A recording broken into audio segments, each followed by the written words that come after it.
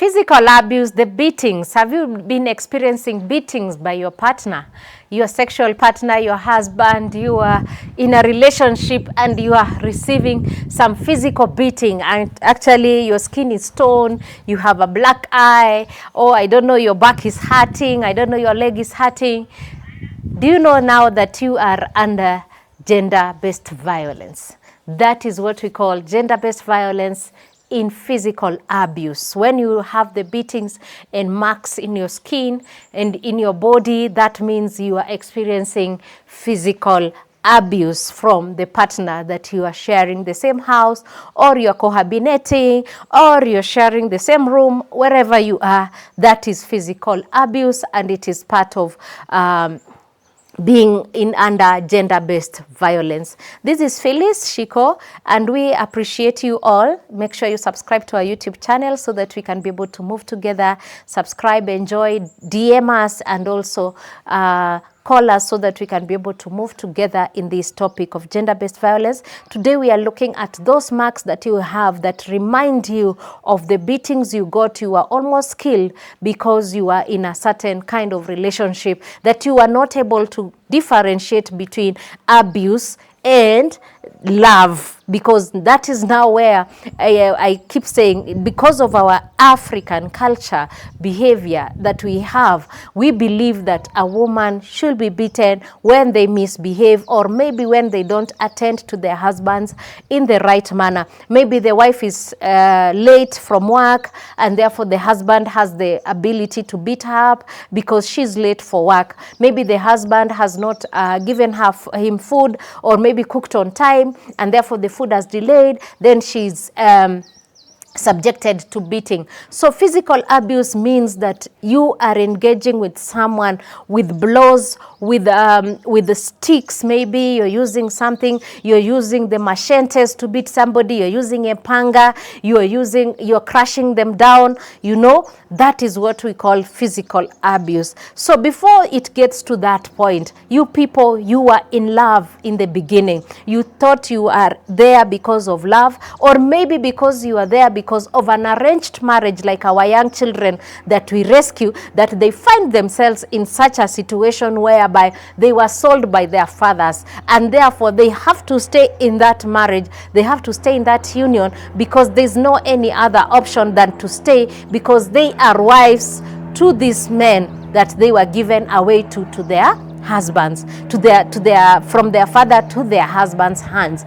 And therefore this has been our cultural issue in Kenya, where the girls and the women have not had a voice from the physical beatings, because to some extent some women believe if their husband have not beaten them, then they are not loved. So most of the women believe that if my husband has not beaten me for 3 months, then I need to do a mistake so that my husband can be angry, so that my husband can beat me as a show of love. So that is another aspect we need to look for, as physical abuse as a sign of love in our African context. So you will find that most women, the cultures that I've gone to, the communities that I've visited, I know one that actually women themselves, they have to do a mistake in a month so that their husband can beat them, and again their husband has to slaughter a goat for them so that they can heal the wounds. And that is a belief, and they believe that is normal and that is okay, until when death knocks the door is when you realize, oh, these beatings were bad. Because when somebody now starts to target your head, when somebody targets your heart, when somebody targets your lungs, when somebody targets you in your private parts, then this does not become a normal fight. This is a fight that you also have to fight it so that you can move out of the physical abuse. I keep saying men also experience the beatings, not even when there are women who actually will beat you, will beat a man regardless of any situation that they're in, because they believe that this man has to be beaten for me to prove my love to them. So there are men, it's not that they are weak, it depends with the toxicity of that relationship that is there. And you find some men also being beaten by their wives. Some are tortured, some their private parts are removed, and some of them even experience, I've seen somebody who has been shaved by the wife, the whole beard, because of the quarrels they're having. This quarrels that we are having, remember that these physical beatings are because of something. Because there's an underlying issue in the marriage that people are not ready to resolve. There's an underlying issue in the relationship that people have not come to the reality that this is a problem in our relationship and we need to fix it. So the anger, the bitterness, the energy, the negative energy comes through beatings, which is very wrong. And you know that this is not allowed by the law. It's called an assault, and assaulting somebody else physically is not allowed by the law. So therefore, you'll find yourself in the wrong hands of the law because of the physical beating you're giving your partner, just because you believe that that is what it should be. It is abuse, and we need to speak against it. And I keep saying, don't go to your grave being beaten. Do not go to your grave. We bury you and forget you just because you could not move out of a toxic relationship, of a toxic beating, of a toxic person. You need to move out of that toxicity so that you can be able to breathe in and out and face the reality from outside. You can fix the relationship from outside. You can sit on the corner and say, this is wrong, this is wrong, this is wrong. I need this to be fixed by this time so that we can be able to sit down and talk again about how we are rebuilding this relationship. It's not a must you stay there so that you can have all the marks and we see you in the hospital, you're dying. How many people have we seen dying every day? The young girls who are being slaughtered by their boyfriends in their universities because they believe that is love. That is not love, that is toxicity, that is death. Raw. That is killing yourself when you are alive. You are losing yourself, self-worth, self-dignity. You are losing it because you believe it's love when somebody is beating you, when somebody is abusing you, when somebody is stepping on your face, when somebody is constantly giving you a black eye and you think it's okay. It's not okay. And I'm here to tell you that's why we are speaking about gender-based violence, both men and women. You need to look for a safe place.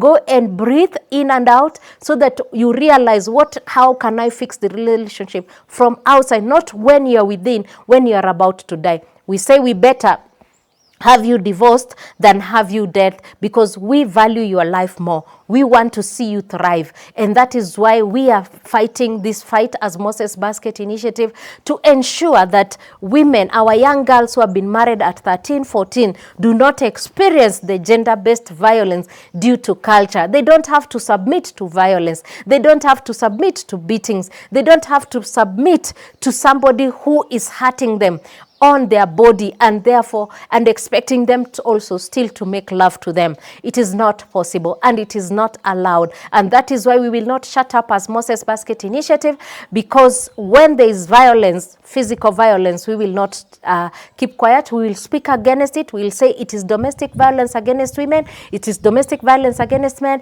and we need to drive ourselves out of it. Make sure you subscribe. We love you so much, and make sure you comment and like and share and tell us more and discuss to us if you are having a difficult situation. We can put you in our safe space for some time so that you can be able to recuperate, think through and be able to be in a safe grounding when you start a new life again. Lakini, we say no to beatings. We say no to fighting. We say no to violence. Thank you. We love you so much. See